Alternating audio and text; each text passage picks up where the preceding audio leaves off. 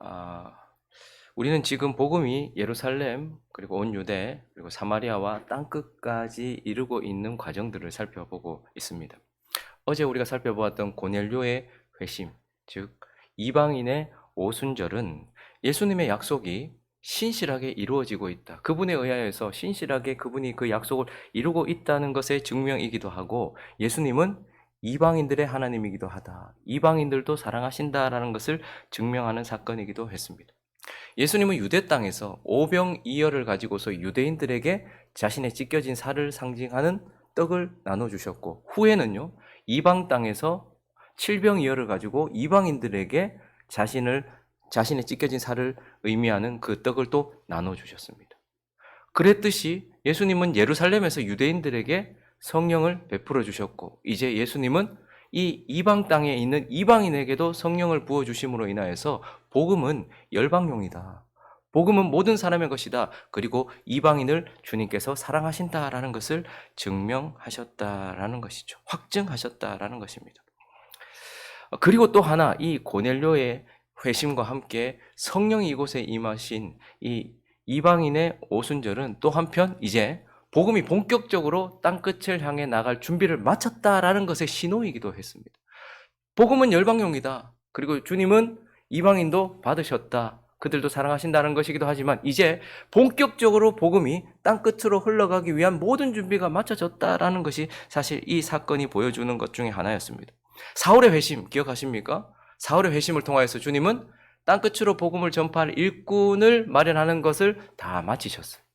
그래서 사울의 회심을 통해서 우리는 일꾼이 준비되었다라는 것을 보았어요. 그리고요, 고넬료의 회심과 함께 베드로와 유대인들의 회심을 통하여서 이제 이방인들을 받아야 될, 이방인들을 인정해야 될 예루살렘도 유대인들도 준비를 마쳤다라는 것을 우리는 보게 되는 것이죠. 하나님은 일꾼만 준비시킨 것이 아니고 이 예루살렘에 있는 유대인들이 이제 그들의 형제로 받아야 될 유대인들이 이 이방인들을 받을 수 있도록 예루살렘 교회까지도 모든 준비가 이제 마쳐졌다. 땅끝으로 복음이 흘러갈 준비가 마쳐졌다라는 신호이기도 했던 것입니다. 그래서 17절과 18절을 보시면, 그런즉 하나님이 우리가 주 예수 그리스도를 믿을 때 주신 것과 같은 선물을 그들에게도 주셨으니 내가 누구에게 하나님을 능히 맡겠느냐 하더라.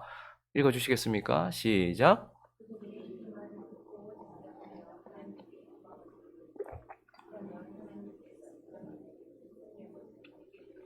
사도 바울의 회심을 통하여서 일꾼이 준비되었어요. 그런데 유대인들은, 예루살렘에 있는 형제들은 이방인들을 맞을 준비가 안 돼 있었단 말입니다. 그런데 이것을 통해서 어떻게 합니까? 이제 완전한 준비가 마쳐졌다. 예루살렘 교회까지도 이제 마음으로 이방인을 받을 준비가 되었다라는 것을 우리에게 보여주시는 것이죠. 이제 이 이방인의 오순절, 고넬료의 회심 사건을 마무리하면서 복음이 땅끝까지 이른 이 역사 전체를 바라보면서 우리가 실제적으로 좀 마음에 새기고 넘어가야 될 부분들을 한 3가지로 나눠서 살펴보려고 합니다. 복음이 땅끝까지 전파되는 이 상황 속에서 우리가 마음에 새겨야 될 그 첫 번째 교훈은 바로 하나님은 한 사람을 사용하시더라라는 거예요. 하나님은 한 사람을 사용하시더라. 여러분, 지금 복음이 계속해서 흘러가고 있습니다. 복음이 온 땅을 점령하고 있어요. 그런데 이런 역사를 보면서 한 가지 확실한 것은 예수님이 천사를 사용하지 않는다는 거예요. 천사가 등장하기도 합니다. 그런데 결코 복음을 천사에게 맡기지 않아요.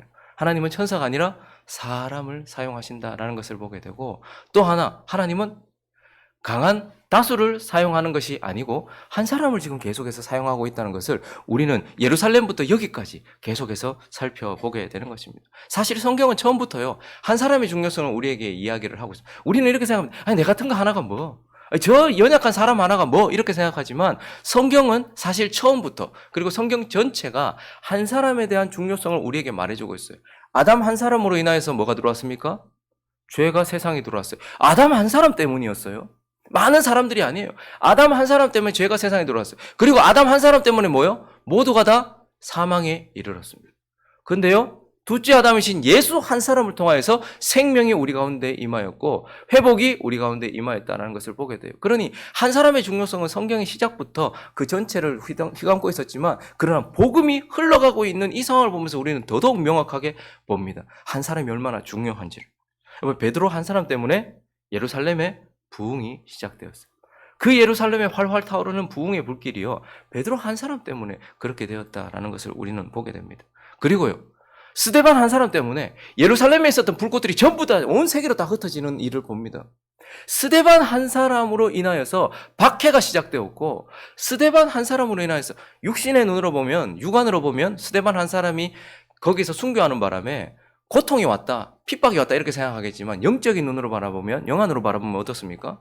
예루살렘 안에 있었던 불꽃들이 어떻게 되는 거예요?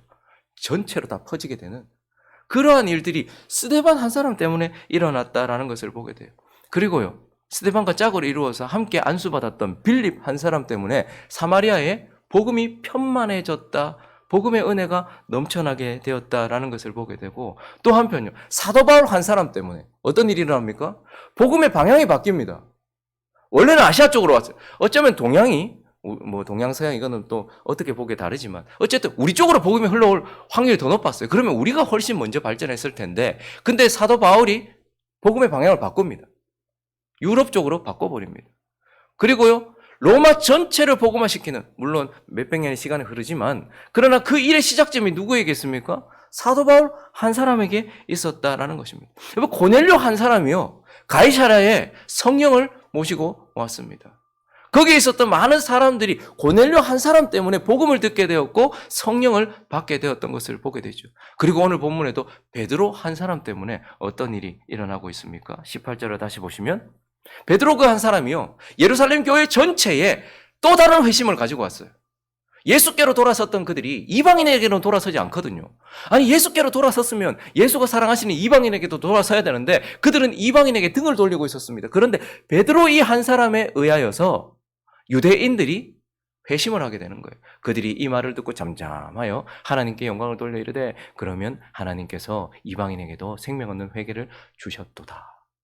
그러면서 예루살렘 교회 전체가 또다시 이방인에게로 회심하는 역사가 누구를 통해서? 한 사람 베드로를 통해서 일어났다라는 것을 보게 됩니다. 그러므로 하나님이요, 한 사람을 사용하신다. 이것을 오늘 복음이 흘러가고 있고 땅끝 이 지점까지 이제 본격적으로 복음이 열방으로 흩어지기 전에 하나님께서 우리에게 보여주시는 것입니다. 이것은 우리에게 무한한 희망을 가져다 줍니다. 왜요? 아, 나 한 사람 변화되면 우리 가정이 변화될 수 있겠구나. 아, 나 한 사람 변화되면 우리 교회에 영향을 미칠 수 있겠구나. 아, 나 한 사람이 하양 전체에, 아, 나 한 사람이 민족 전체에 영향을 미칠 수 있구나라는 무한한 희망을 우리에게 가져다 주는 것입니다. 그래서 동시에 무한한 책임도 우리에게 가져다 주는 것. 이 말은 나 한 사람으로 인하여서 민족이 바뀔 수 있고 나라가 바뀔 수 있고 가정이 바뀔 수 있고 교회가 바뀔 수 있다. 이 말은 나 한 사람이 여전히 순종하지 않으면 반대로도 갈 수 있다는 것을 의미하지 않습니까? 그러므로 하나님께서 우리에게 주신 이 말씀이 우리에게는 희망이기도 하지만 무거운 무게이기도 하다는 것. 그렇지만 하나님은 어떻게 해요? 오늘도 한 사람을 사용하신다라는 것입니다. 그리고 이 복음이 땅끝까지 흘러가고 있는 이 지점, 이제 본격적인 열방을 향한 하나님의 선포, 그리고 그 흐름, 그것을 시작하기 전 하나님은 또 한편 우리에게, 하나님은 흠 있는 그 사람을 사용하시더라는 것. 흠 있는 사람, 그를 사용하시더라는 것. 여러분, 우리가 하나님께서 한 사람 사용하신다고 하니까 그 한 사람은 한 민족보다 큰 사람이겠지. 아무런 흠도 없고 점도 없는 사람이겠지. 정말 위대한 사람이겠지. 모든 인류를 모아놓아도 나을 만한 그런 사람이겠지. 우리는 어쩌면 이렇게 생각할지도 몰라요. 그러나 하나님께서 사용하신 사람을 보십시오. 진짜 연약한 사람이고 특별히 흠 있는 사람이었다라는 것을 우리는 보게 됩니다. 크게 성경이 이렇게 말하잖아요. 이방인을 위한 사도, 유대인을 위한 사도. 이방인을 위한 사도는 누굽니까? 사도 바울입니다. 근데 그는 어떤 사람입니까? 진짜 흠 많은 사람이에요. 예수를 박해했고 예수를 믿는 사람을 실제로 박해했고 스데반을 죽이는데 앞장섰던 자예요. 그러니까 바울이 가는 곳곳마다 바울 때문에 자기 가족을 잃었던 사람들을 만나게 되고 바울 때문에 영구장애를 가진 사람들도 만나게 되고 트라우마에 시달리면서 평생을 고생해야 되는 사람을 만나야 됐을 사람이 이 바울입니다. 그는 평생 이 마음의 짐을 지고 있었어요. 흠이 있었어요. 내가 교회를 잔멸하려고 했다라는 것, 내가 예수 그리스도의 대적이었다라는 것. 그런데 회심하고 난 이후에는 뭐 흠이 없었습니까? 마가라는 사람을 도저히 용납할 수가 없는 거예요. 그 어려운 선교지에서 나도 힘든데 거기서 돌아가 버린 마가를 내가 다시 데리고 선교 현장 갈 수 없다. 나는 절대 그 사람 같이 못 간다. 근데 그것 때문에 누구하고 싸워요? 성령이 충만하고 착하고 모든 사람에게 인정받는 자기의 멘토예요, 사실은. 예루살렘 교회에 연결시켜 주었던 자기 은인입니다. 근데 바나바하고 싸워가지고 그냥 끝내버려요, 그냥. 그만큼 바울은 흠이 있는 사람이요, 연약한 사람입니다. 근데 유대인의 사도는 다릅니까? 베드로는 어떻습니까? 우리가 잘 아는 것처럼 3번이나 예수 거부하고 부인했습니다. 근데 지금도 보세요. 예수님께서 말씀하시는데 주여 그럴 수 없나이다. 이게 베드로입니다. 그리고 나중에는 바울에게 꾸중도 듣죠. 네가 왜 외식하느냐? 왜 유대인들 왔다고 이방인들과의 교제에서 갑자기 슬그머니 빠지느냐? 뭐 그런 책망도 받아야 했던 베드로인 것입니다. 그리고 그가요, 로마에서 그냥 가잖아요. 그냥 가버리잖아요. 그때 예수님께서 오셔가지고 그냥 그를 또 데리고 가야 될 만큼 그에게는 흠도 있었고 연약함도 있었다라는 거예요. 그런데 하나님은요, 한 사람을 사용하신다 할 때에 흠 있는 사람, 연약한 사람, 그 사람을 사용하시더라라는 거죠. 근데 왜 하나님 왜 이렇게 하실까요? 왜 이렇게 하실까? 겸손하게 일하라고. 겸손하게 일하도록 하나님께서 이렇게 하시는 겁니다. 사도 바울을 통하여, 베드로를 통하여 어떤 역사가 일어나도 그는 겸손할 수밖에 없고, 내가 어떤 사람이든 나를 이렇게 사용해 주셨는가에 대한 인식할 수밖에 없는 것이죠. 자기 의를 드러낼 수 없습니다. 내가 어떤 자였는데, 내가 지금 이제 와서 뭘 어떻게 하나님께 자랑을 하겠으며 내가 어찌 나를 높일 수 있겠습니까? 하나님은 우리가 겸손하게 일하게 하시려고, 그래서 저 밑바닥, 저 밑에까지 최악을 찍어보았던 사람, 정말로 어려움을 찍어봤던 사람, 이런 사람들, 흠 있는 사람을 주님께서 사용하셔서 하나님은 그렇게 겸손하게 일하게 하신다는 거예요. 그리고요, 왜 이런 사람을 사용하실까?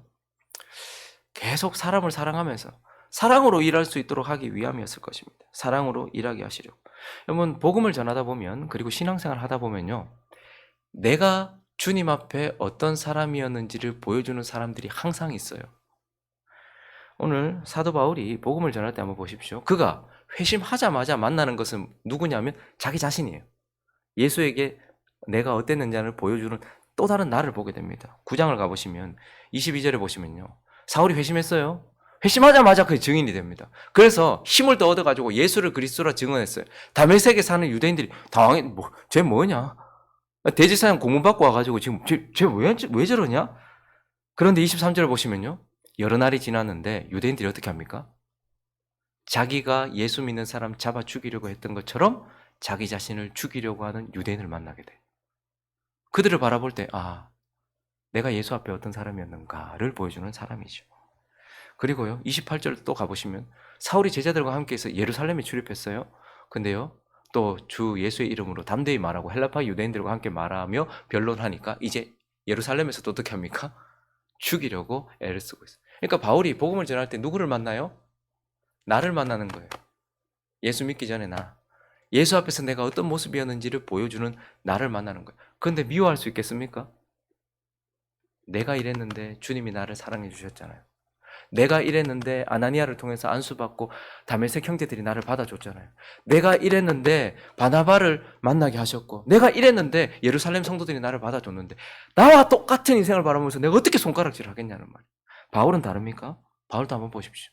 오늘 11장 1절 2절을 보시면 유대에 있는 사도들과 형제들이, 이방인들도 하나님 말씀 받고, 여보 지금 사도 베드로가 얼마나 큰 일을 했어요. 와, 이방인들이 집단 개종을 했단다. 기독교로, 예수께로 돌아왔단다. 그럼 박수 쳐줘도 시원찮을 판에 이 말 듣고 지금 2절을 보시면 베드로가 예루살렘에 올라갔을 때 할례자들이 막 비난하는 거예요. 야, 생명 얻은 건 생각도 안 하고 베드로한테 지금 막 비난하는 거예요. 저 모습 누구의 모습입니까? 방금 전 베드로의 모습이에요. 베드로의 모습, 자기 모습이에요. 예수 앞에서 자기가 어땠는가를 보여주는 인생인 것이죠. 근데 베드로가 뭐 이런 것들이 다 있냐? 야, 하나님이 생명 주시고 은혜 주셨는데 거기다 대고 비난하고 지금 뭐한 눈이 그거밖에 볼 줄 모르겠냐? 그렇게 보는 눈이 없냐? 그렇게 비난할 수 있었을까요? 못해요. 왜요? 나도 눈이 가려져서 잘 몰랐고 나도 그래 했는데도 주님이 그런 나를 사랑해 주셔서 나를 바꿔주신 거잖아요. 그러니 그런 사람들을 보면서 어떻게 해요? 미워하는 마음이 아니라 용납하고 이해하는 마음으로 사역할 수 있는 사람, 그가 바로 흠 있는 사람인 거예요. 그래서 주님은 이 흠 있는 사람을 통하여서 사랑으로 일하게 하시려고. 근데 또 한편 왜 하나님이 이렇게 흠 있는 사람을 사용하실까요? 소망으로 일하게 하시려고. 끝까지 소망으로 일하게 하시려고.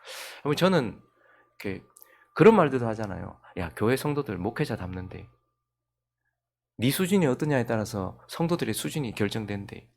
뭐 일변 맞는 말도 있고 일변 틀린 말도 있겠지만 뭐 그리 나쁜 말은 아닌 것 같아요. 틀린 말은 아닌 것 같아요. 여러분들도 한번 보십시오. 여러분들의 자녀가 누구를 닮았어요? 돌연변입니까? 나는 내 아버지 내 어머니한테 잘했는데 저거는 나한테 와적하노. 이런 아이가 있습니까? 내 모습이잖아요. 그죠? 근데 어떤 생각이 드세요? 저는 이렇게 좀 힘들게 하는 사람, 우리 교회에 있다는 말이 아닙니다. 힘들게 하는 사람이나 마음을 상하게 하는 사람을 만날 때면 가만히 생각해 보면 예수 앞에 저예요. 예전에 예수 앞에서 제가 저를 벗어난 사람을 만나본 적이 없어요. 나도 저랬지. 근데 어떤 생각이 드냐면 베드로 입장에서도 바울 입장에서도 저랬던 나를 주님이 바꾸셔서 이제 나는 그러지 않고 있잖아요. 그러니까 바울 입장에서는 그런 사람들을 보면서 나도 바꾸셨는데 저들도 바꾸시지 않겠나? 아니 나도 이렇게 변했는데 하나님이 저 사람을 바꿀 수 없겠냐? 소망이 생기는 거죠. 저 사람들 어떡하냐? 저래가지고 어떡하냐? 이게 아니고 나도 저랬는데 죄인 중에 괴수였고 나도 못 알아듣고 나도 기도 안 했고 나도 주인 거부했고 나도 거역했는데 근데 지금은 여기 있으니 하나님이 나를 붙들어 주셨던 것처럼 저 사람 붙들어 줄 것이라는 그런 소망이 그에게 있다는 말이에요. 그렇기 때문에 주님은 이러한 흠 있는 자들을 사용하셔서 그 한 사람을 사용하시더라라는 것을 보게 되고 이것은 또한 우리에게 엄청난 희망을 가져다 줍니다. 저와 여러분 또한 흠이 많잖아요. 저는 사실 좀 이렇게 과거를 별로 생각 안 하고 싶어요. 초등학교 때도 주님 앞에 부끄러운 모습이고 중학교 때도 생각해보면 참 고등학교 때는 더더욱 대학교 때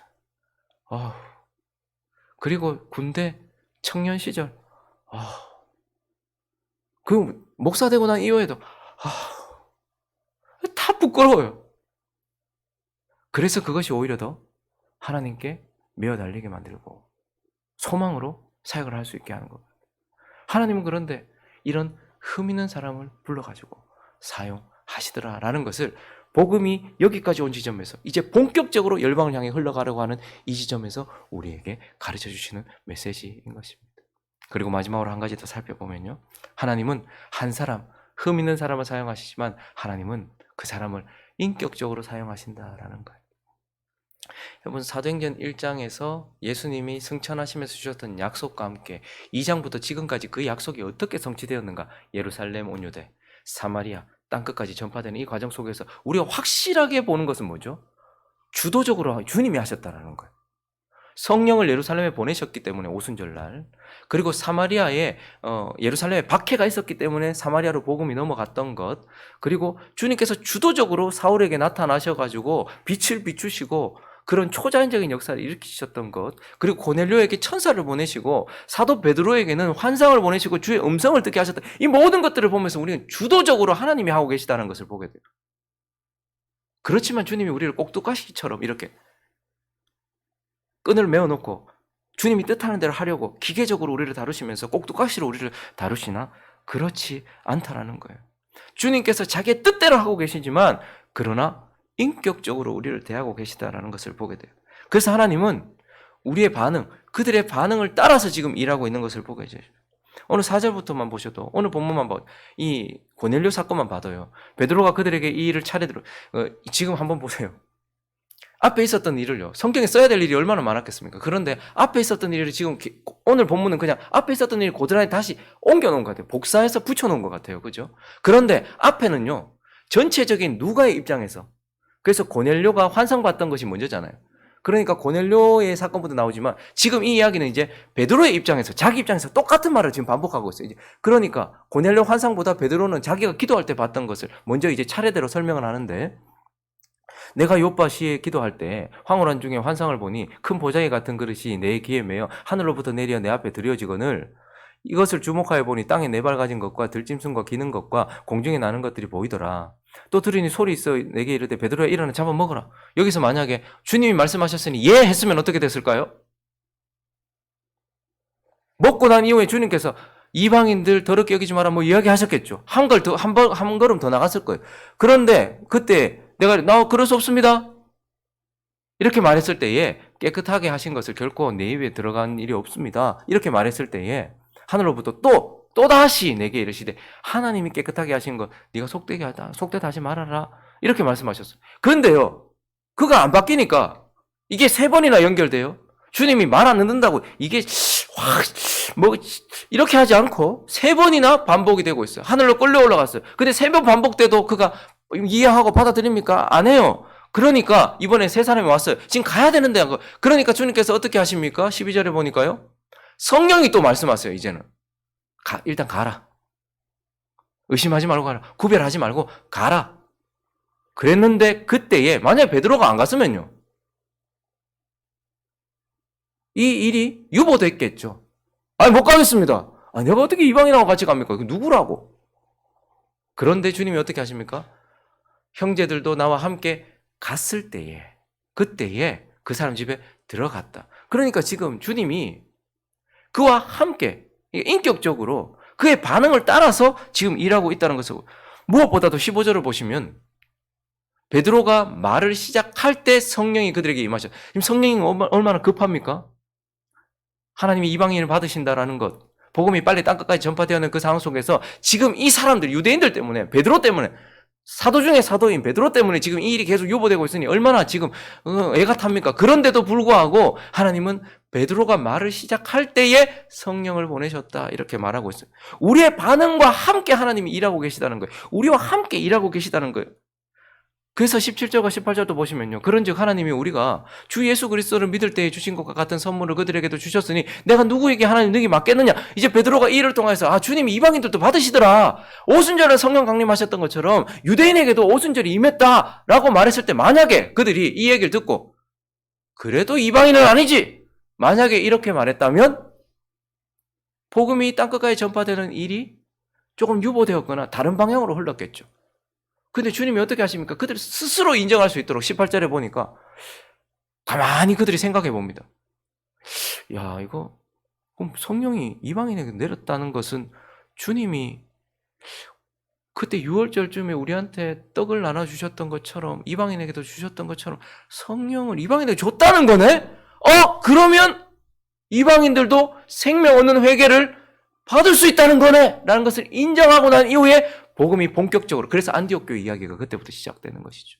그러니까 하나님은요, 일에 매몰되어서 자신의 뜻대로 우리를 꼭두가시처럼 막 이끌어 가시는 분이 아니고 우리를 인격적으로 대하시면서 우리의 반응을 따라서 일하시고 우리가 한 걸음 내디디면 한 걸음 같이 가시고 우리가 달리면 같이 달려가시는, 그렇게 우리의 반응을 따라서 우리와 함께 일하시는 분이시다라는 것을 우리는 보게 되는 것입니다. 그래서 그를 통해 일을 하시고 결국은 하나님이 이제 배제시키잖아요. 야 답답해서 안 되겠다. 야 천사 가말리엘 너 가서 해. 얘 바꿔야 돼. 선수 교체. 그렇게 하지 않고 끝까지 그 사람들을 통해서 일하시고 결국 그들이 주님을 닮아가는 자리까지 가게 하시더라라는 것을 통해서 하나님께서 우리에게 복음이 여기까지 이른 지점과 이제 본격적으로 이방인 선교가 시작되는 이제 그 지점에서 우리에게 이 은혜의 말씀을 주고 계시는 것입니다. 말씀을 정리하겠습니다. 하나님은 한 사람을 통해서 일하십니다. 아멘이십니까? 흠 없는 한 사람 예수, 그리고요 흠 있는 한 사람 나, 이렇게 일하십니다. 하나님은 한 사람을 통해서 일하십니다. 그리고 하나님은 인격적으로 일하십니다. 흠 없는 자 예수 그리스도, 우리의 신랑 되신 예수 그리스도와 우리가 함께 일하도록 우리를 홀로 내버려 두시거나 예수님 홀로 일하시는 것이 아니라 그 한 사람과 한 사람이 만나 둘이 하나가 되어 함께 인격적으로 일하시더라는 것. 그렇기 때문에 그분이 일하시기 때문에 이 일은 성취된다 안 된다? 반드시 성취될 수밖에 없도록 하셨고, 그리고 거기에 우리를 동참시켜 주심으로 인하여서 우리는 영광을 보게 되며 예수를 닮아가게 된다라는 것. 그래서 사도행전의 이 놀라운 역사의 이야기가 지금도 우리의 삶 속에 이어지고 있고 주님은 같은 방식으로 우리를 사용하고 계시다는 것에 감사하면서 나 한 사람이 얼마나 중요한지, 나 한 사람의 변화가 얼마나 중요한지, 그리고 내 순종이 얼마나 중요한지를 깨닫고서 그리고 얼마나 그분이 나를 아끼시면서 나와 함께 걸어가기를 원하시며 함께 걸어가고 계시는지 감사하면서 우리의 삶을 살아가는 저와 여러분 되시기를 예수 그리스도의 이름으로 축원합니다.